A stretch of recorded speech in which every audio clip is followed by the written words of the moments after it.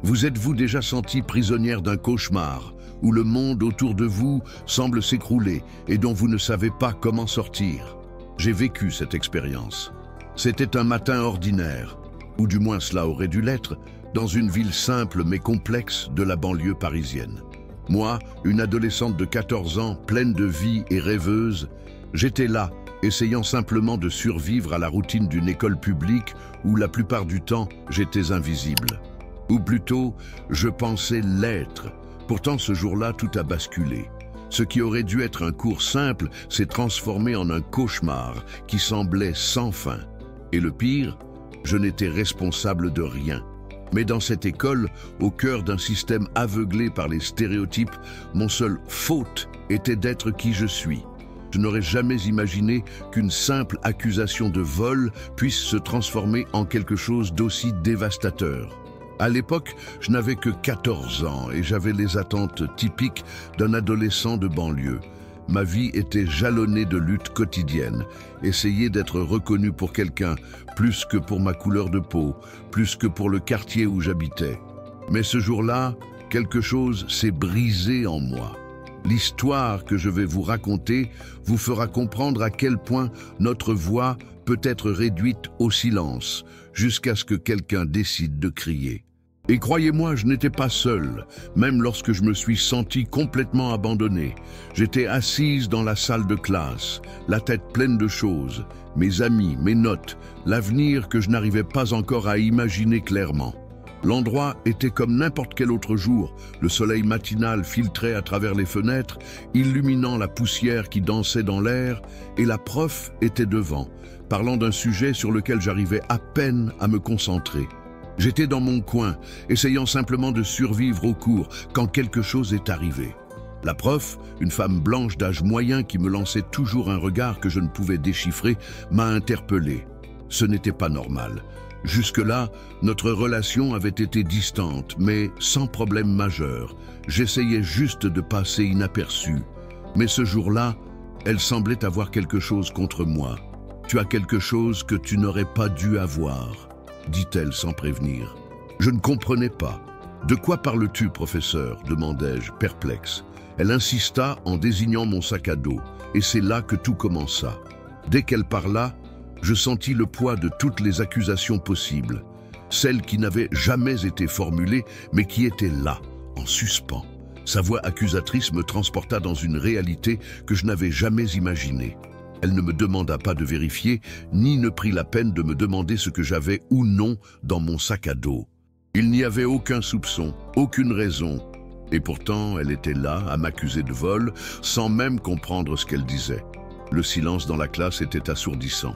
Tout le monde s'arrêtait pour me regarder, et je ne savais pas quoi faire. J'avais juste envie de disparaître. Ce n'était pas la première fois que je me percevais comme une minorité, mais là, soudain, tout le monde me regardait comme si j'étais coupable de quelque chose dont j'ignorais même la nature. Mes camarades, qui n'étaient auparavant que mes amis, semblaient s'éloigner, et le poids de cette accusation était inimaginable. Ma poitrine se serra. C'était le début d'un enfer que je ne pouvais contrôler. L'enseignante, avec son regard fixe et implacable, ne m'a laissé aucune place pour m'expliquer. Elle m'a simplement ordonné d'aller au bureau du directeur. Je me suis levé sans rien dire, sentant mes jambes trembler, comme si le sol m'aspirait. Le trajet jusqu'au bureau du directeur m'a semblé interminable. J'ai traversé le couloir où les élèves se tournaient vers moi, et la sensation d'être un monstre exposé était insupportable. Mon cœur battait si fort que je jurerais que tout le monde pouvait l'entendre. C'était comme si, à cet instant, mon identité avait été réduite à un soupçon. Je savais déjà ce qui allait arriver. Un mensonge construit sur ma couleur de peau, une accusation sans fondement, mais qui serait traitée comme une vérité. Quand je suis entré dans le bureau du proviseur, l'atmosphère était plus froide que d'habitude. Le proviseur, un homme aux cheveux gris et à l'expression sévère, ne semblait pas surpris par ce qui se passait. Il se tenait là, derrière son bureau, les mains jointes, comme s'il avait tout su avant même mon arrivée. Le sentiment d'être jugé, sans même avoir eu l'occasion de me défendre, me consumait intérieurement. Le proviseur voulait juste étouffer l'affaire. J'étais la solution de facilité pour éviter un scandale. Il voulait que j'avoue quelque chose que je n'avais pas fait. Le ton du proviseur était si froid, presque mécanique, que je ne savais pas s'il croyait ce qu'il disait ou s'il jouait juste un rôle. « Vous allez signer ça, n'est-ce pas ?» a-t-il demandé en me tendant un papier. Ce n'était pas une confession, mais une tentative d'imposer une vérité inexistante. Il voulait que j'accepte la responsabilité et que je ferme les yeux sur ce qui se passait réellement. Mon esprit était en ébullition. Je savais que je ne pouvais pas céder, mais en même temps, je ressentais une pression irrésistible pour me taire et m'en aller. Il me poussait dans un coin dont je ne pouvais pas sortir. Mes doigts étaient de froid quand j'ai touché le papier, mais une force intérieure m'a fait reculer. Je n'ai rien signé. J'étais seul dans cette pièce, le poids du monde sur les épaules. Le directeur et l'enseignant me fixaient du regard, attendant que je cède. Mais je savais que je ne pouvais pas. Il ne s'agissait pas seulement du vol que je n'avais jamais commis. Il s'agissait de tout ce que mon existence représentait pour eux. La peur d'être différente, la stigmatisation que je portais simplement parce que j'étais qui j'étais. Je l'ignorais à ce moment-là, mais quelque chose s'éveillait en moi. Une résistance, une colère silencieuse, une envie de crier pour que tout le monde m'entende. Mais en même temps, j'étais ligoté. Ma voix n'avait aucune importance. Il voulait m'étouffer. Pourtant, je ne le savais pas encore, mais je pouvais faire quelque chose. Lorsqu'ils m'ont renvoyé, sans aucune explication, je suis allé aux toilettes, seul. Je me suis regardé dans le miroir et l'espace d'un instant, j'ai vu une étrangère. C'était comme si la fille que je connaissais avait été effacée et qu'à sa place se trouvait une personne perdue, sans espoir. Les larmes ont commencé à couler, mais je les ai retenues. Ce n'était pas le moment de pleurer. Au fond, je savais que ce qui se passait ne me concernait pas. C'était quelque chose de plus grand. L'oppression, le racisme, les préjugés institutionnalisés étaient là, juste sous mes yeux. Mais à cet instant, quelque chose a changé en moi. Je devais agir. Je n'allais pas être la seule responsable de l'histoire qu'ils étaient en train de créer. Mais comment? Qui pourrait m'aider? Puis, comme un coup de tonnerre, une silhouette inattendue apparut. La femme de ménage de l'école. C'était une femme discrète, au regard bienveillant, mais elle n'avait jamais attiré l'attention de personne. Elle s'appelait Maria et, comme tant d'autres immigrés, elle semblait invisible aux yeux de la plupart des élèves et des professeurs. Mais Maria m'a vu. Je ne savais pas qu'elle était là quand tout cela s'est produit, mais elle y était. Elle était la seule à ne pas détourner le visage, la seule à ne pas rester silencieuse. Elle a enregistré un enregistrement audio. Je ne comprenais pas ce qui se passait jusqu'à la diffusion de l'enregistrement. Maria, de sa voix calme et forte, a révélé toute la vérité. L'accusation insensée, les stéréotypes racistes de l'enseignante et le manque de respect dont j'avais été victime. Elle a enregistré toute la scène sans que personne ne s'en aperçoive. Et lorsque ces paroles ont atteint les oreilles des autres, tout a commencé à changer. L'enregistrement a fuité auprès du groupe de parents et s'est répandu comme une traînée de poudre. Je n'en croyais pas mes oreilles, mais la vérité était enfin révélée. Pour la première fois, j'ai ressenti un soulagement. Les mots de Maria, qui n'étaient jusque-là que des murmures dans le couloir, sont devenus un cri collectif. Le poids que je portais depuis ce jour commençait peu à peu à se dissiper. Personne ne s'attendait à l'impact que cet enregistrement aurait. Lorsque l'histoire est devenue virale sur les réseaux sociaux, elle a pris des proportions inimaginables. Ce qui semblait être une simple accusation dans une école publique de banlieue s'est rapidement transformé en un débat national sur le racisme structurel dans l'éducation française. Ma douleur, qui semblait d'abord solitaire et isolée, est devenue la cause de beaucoup d'autres. Il ne s'agissait plus de moi. Il s'agissait de tous ceux qui avaient été réduits au silence et rendus invisibles. Mon nom, mon visage, mes larmes, tout est devenu symbole de résistance.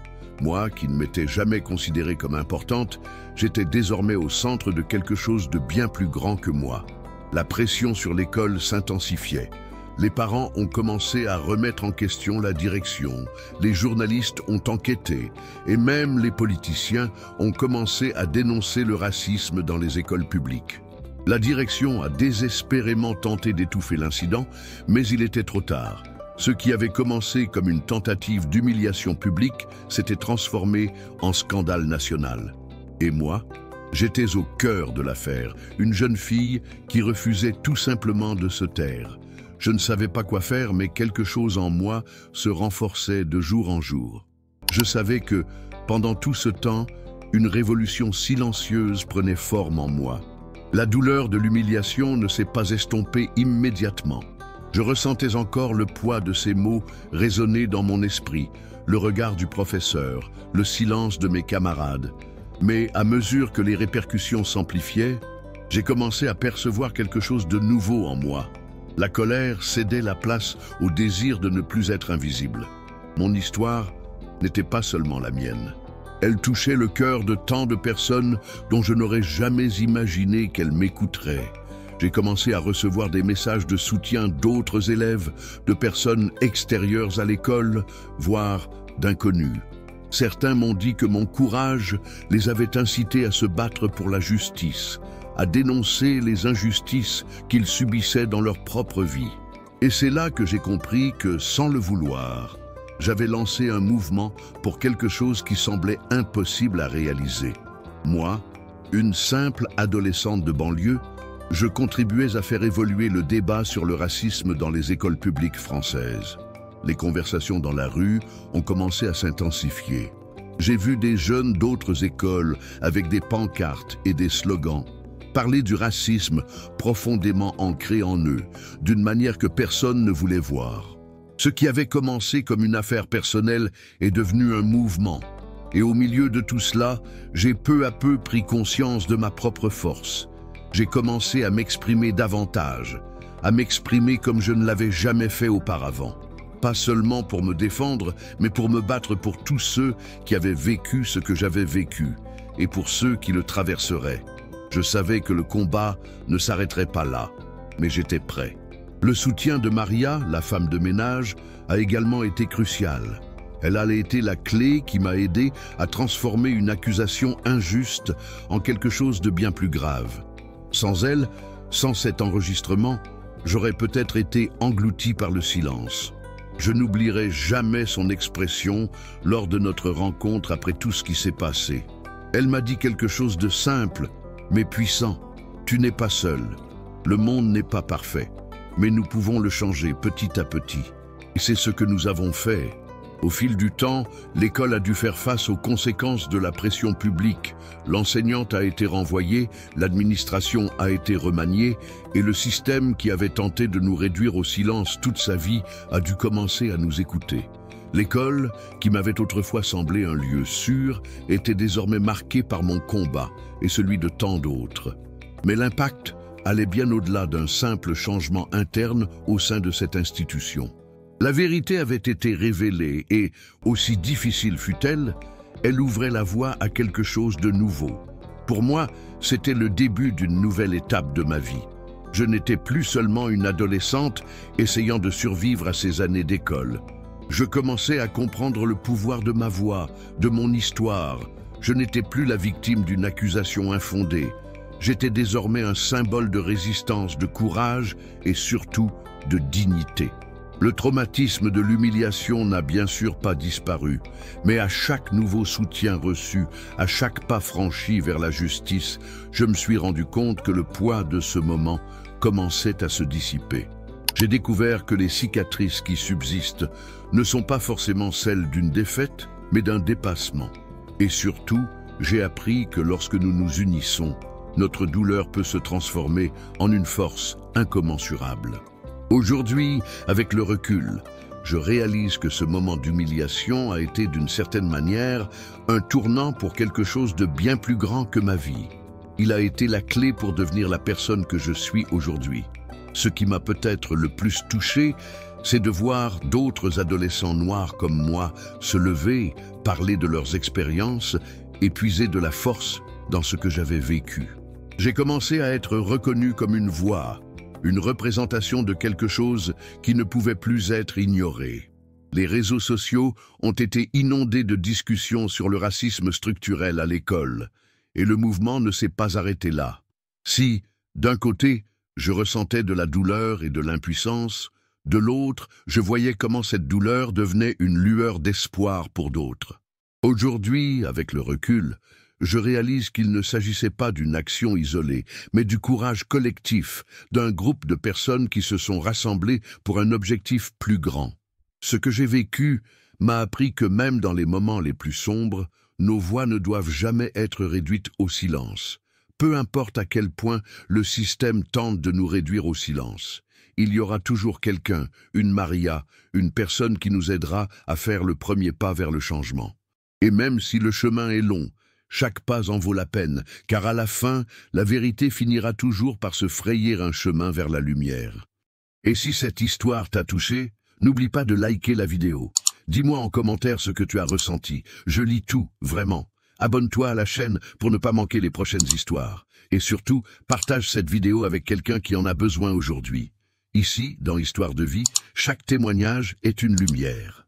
Et ensemble, nous formons les gardiens de l'histoire. À très bientôt pour une nouvelle histoire.